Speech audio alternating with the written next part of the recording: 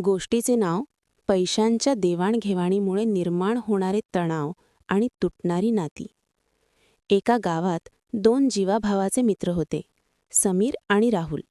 दोघांची मैत्री इतकी घट्ट होती की गावकरी म्हणायचे, यांना कोणाची नजर न लागो. एकदा राहुलला पैशांची गरज भासली. समीरने क्षणाचाही विचार न करता आपल्या कष्टाची पुंजी राहुलला मदत म्हणून दिली. राहुलने शब्द दिला, पुढच्या महिन्यात नक्की परत करेन. महिना उलटला, 2 महिने झाले, पण राहुलचा पत्ता नव्हता. समीरला पैशांची गरज लागली म्हणून त्याने हळूच विचारणा केली. तेव्हा राहुलचे उत्तर बदलले होते. तो म्हणाला, अरे, एवढ्या वर्षांच्या मैत्रीत तुला पैशांची पडली आहे का? देईन ना कधीतरी.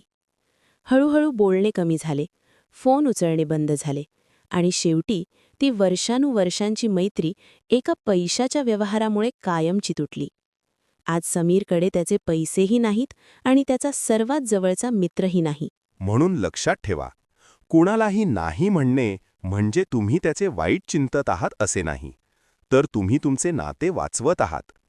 तुम्हाला जर खरंच मदत करायची असेल तर त्याला रस्ता दाखवा, काम मिळवून देण्यात मदत करा किंवा मानसिक आधार द्या.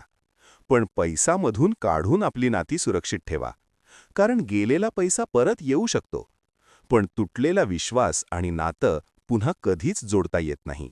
अशाच नवनवीन गोष्टींसाठी आमच्या चॅनलला सबस्क्राईब करायला विसरू नका. व्हिडिओला लाईक, कमेंट आणि शेअर नक्की करा.